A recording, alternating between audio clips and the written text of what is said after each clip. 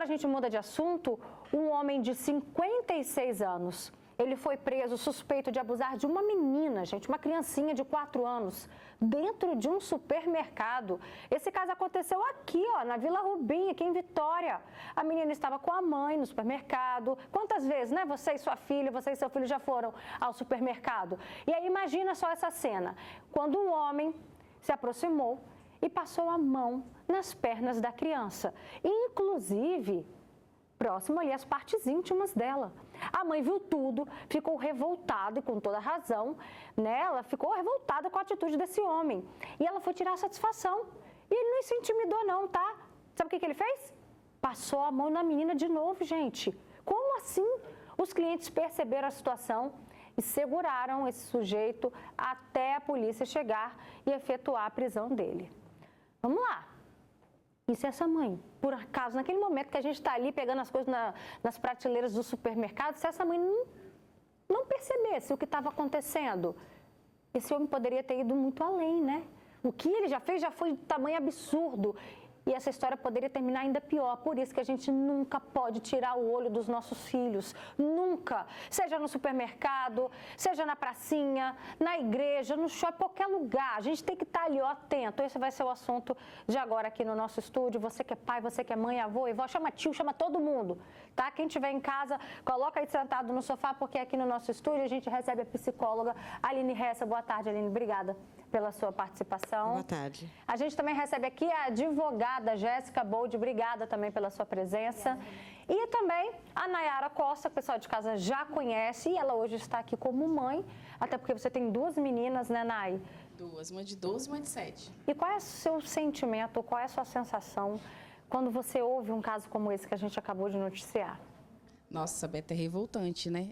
Eu acho que também a reação da mãe foi muito, muito boa, porque eu não sei qual seria a minha reação se tivesse visto. Porque às vezes a gente fala assim, a mãe não falou nada, mas a gente acaba ficando em choque.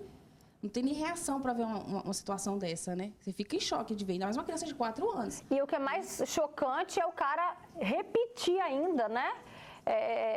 Esse ato, você vê assim o quanto ele é audacioso num momento como esse, né? Ousado.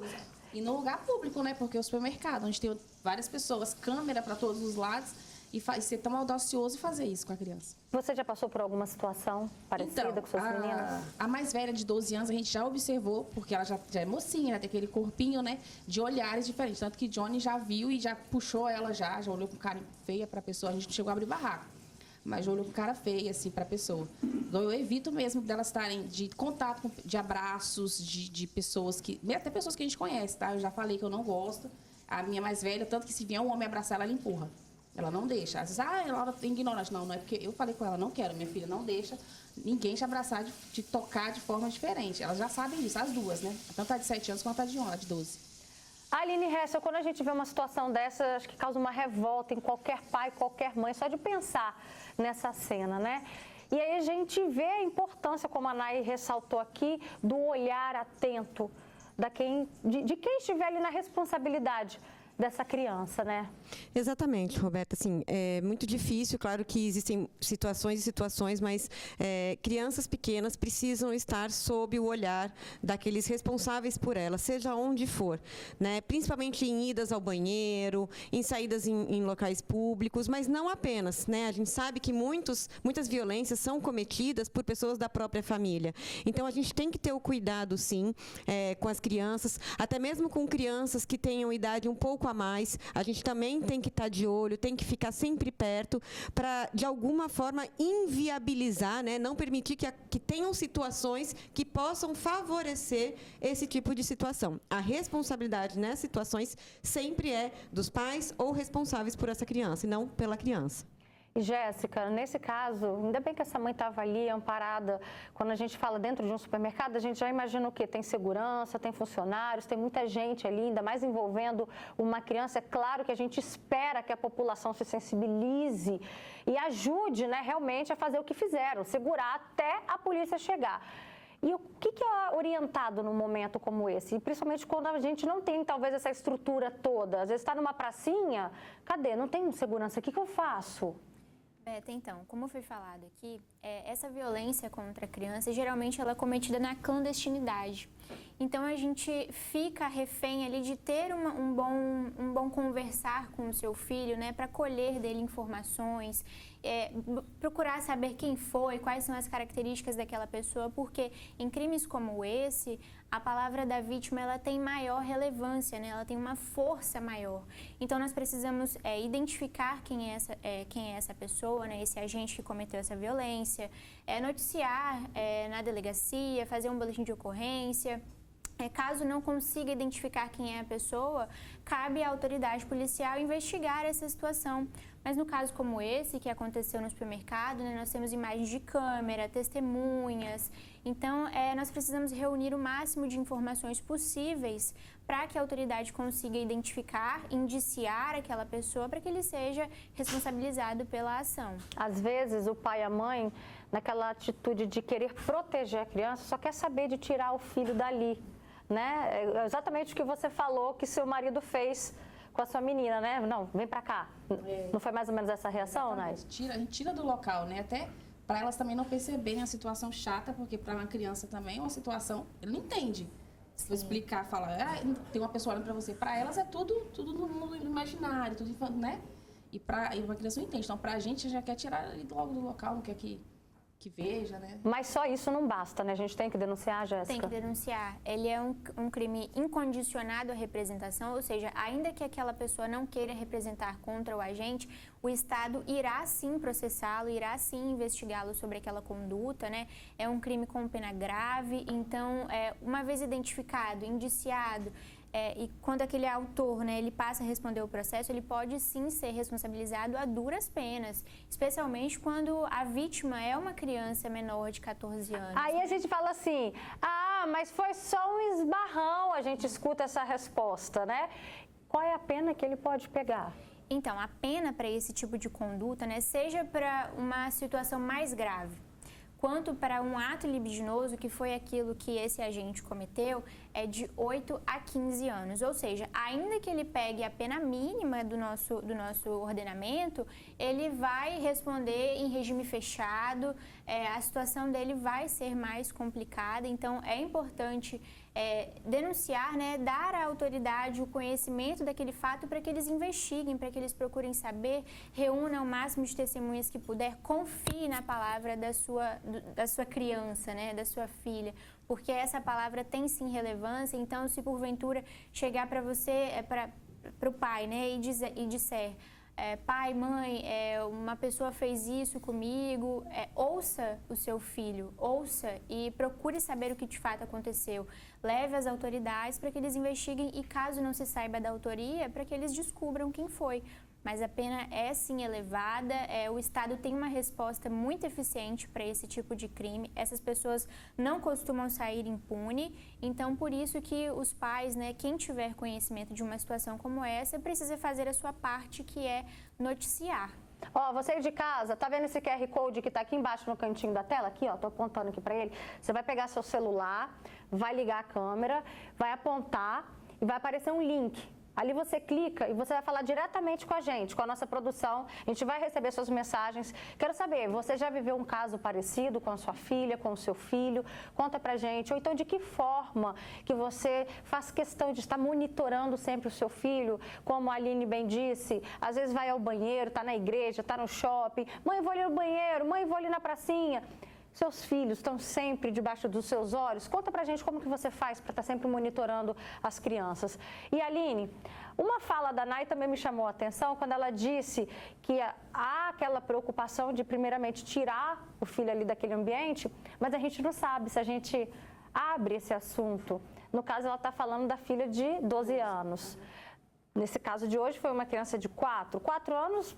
Talvez não entenda ainda a gravidade do que aconteceu, mas é de 12. É importante abrir o assunto do que aconteceu? Cada idade tem um nível de compreensão que é necessário a gente respeitar, mas em todos os casos é possível a gente, de alguma forma, levar uma informação para essa criança. Então, nesse caso de uma criança de 4 anos, a gente pode explicar para ela que, olha, ninguém pode encostar no seu corpinho, em nenhuma parte do seu corpinho. Então, o que esse rapaz fez não foi correto. Então, a gente não precisa chegar para ela e falar que aquilo foi um abuso ou algo tão pesado, mas a gente pode falar, ele tocou no seu corpo e ele não foi autorizado a isso.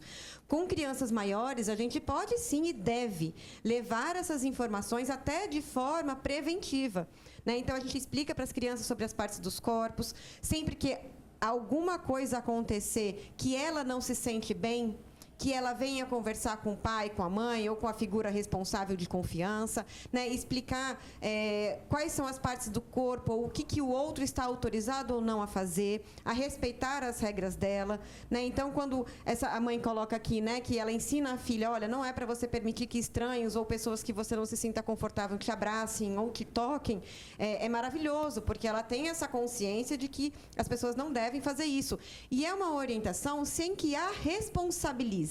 Porque é diferente você falar, filha, se você não quer o toque, afaste, não permita que essa pessoa chegue. É diferente de dizer para a criança, não deixe que ninguém encoste na sua parte íntima. Porque isso é muito difícil para uma criança. Mesmo uma criança de 12 anos, se chega um marmanjo de 20, 30, 40 anos, até mesmo para nós que já somos adultas, eles vão ter o poder da força maior. Então, não é ela que permitiu que ele fizesse qualquer abuso naquele sentido, né? Ele que foi irresponsável, ele que cometeu o crime.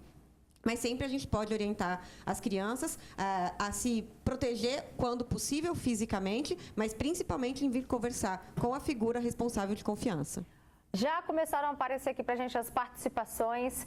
Tem uma pessoa que diz, a Ana, há 15 dias o meu neto de 5 anos, por pouco, o homem também não pegou ele. Misericórdia. Conta pra gente, Ana, mais detalhes desse caso, aonde foi, o que aconteceu, pra gente alertar ainda mais os nossos telespectadores. Também tem aqui uma participante que diz, boa tarde, Roberta. Isso me lembrou porque já aconteceu comigo, o mesmo. Quando a minha filha era pequena, um homem ficou atrás dela, isso aconteceu no supermercado. E aí eu chamei o nome dela, ela correu, aí ele correu e sumiu entre as pessoas. Também tem outra participação. Roberto, eu estou acompanhando essa triste realidade, pois vivi esse pesadelo dos 5 aos 9 anos de idade. Tive muitos problemas, inclusive psicológicos. Infelizmente, alguns dos abusadores são membros da família. Exatamente o que a Jéssica alertou aqui pra gente. Tem outro comentário também, temos que ficar de olho em todos os lugares, né? Dobrar os cuidados com os filhos. Tem outra pessoa que diz, boa tarde, é complicado. Hoje em dia a gente precisa ficar muito atento às crianças mesmo, em qualquer lugar. Eu não confio, nunca confiei nem em pessoas próximas, tipo tios, primos, até mesmo irmãos e pais. Quando eu era criança, hoje eu tenho 48 anos, o meu tio passou a mão nas minhas partes íntimas. Eu fiquei chocada na hora, não contei para ninguém, pois nessa época as pessoas não acreditavam na gente. Hoje em dia eu temo pelos meus netos, converso muito com a minha filha, né, sobre esse assunto e também fico de olho nela. Então, são vários relatos que mostram que é no supermercado, é na pracinha. E o mais triste ainda é pensar que quem deveria proteger, às vezes também, às vezes não, né? 80% dos casos, né, Aline? É gente da família, né? É isso. E, Roberta, acho que um ponto importante que talvez a gente não deixou muito claro aqui, que é importante a gente esclarecer, precisamos orientar as crianças a relatarem, a trazerem, mas principalmente, Roberta, explicar e educar os meninos. A responsabilidade, apesar da gente trazer o quão importante é as meninas, né, que geralmente os abusos são com mulheres e com meninas, delas relatarem, mas a gente precisa educar os meninos e os homens. Entender, uma vez por toda, que o corpo, que a mulher não é propriedade do homem, que ele não tem o direito, seja um menino pequeno, seja um homem marmanjo, de encostar em quem quer que seja, que não é não. Então, a gente precisa ter cuidado em orientar todas as crianças em relatar qualquer situação de abuso, mas, principalmente, educar os meninos, os futuros homens, do que eles podem e não podem fazer e da responsabilidade deles também no cuidado e na proteção da mulher. É interessante você frisar isso. Eu tenho um menino em casa de 3 anos e tem a Maitê também, que tem 9 anos. E eu sempre aprendo também com o Fala Espírito Santo e eu tenho reforçado muito isso. Porque às vezes ele quer brincar e ela não quer, eu falo, respeita a vontade dela, ela não quer. São essas atitudes, Aline, que a gente ajuda a criar uma próxima geração com mais respeito? Perfeito, Roberta.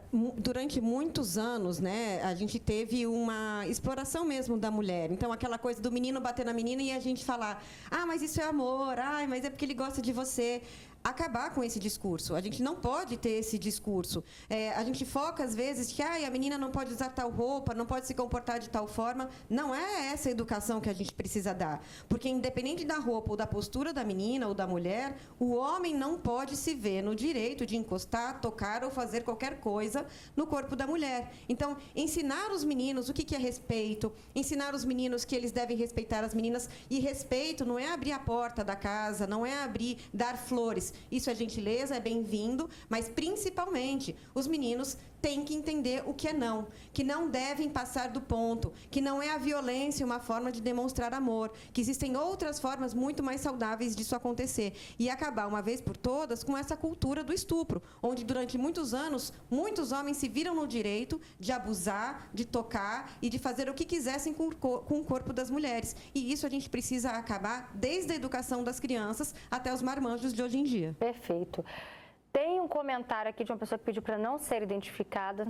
Presta atenção, doutora Jéssica, que acho que essa pergunta aqui é para você. Vamos lá, minha filha foi molestada, eu denunciei, ele foi condenado a 10 anos de prisão, recorreu à segunda instância e já se passaram 3 anos e a sentença ainda não saiu. E ele continua em liberdade, como se nada tivesse acontecido.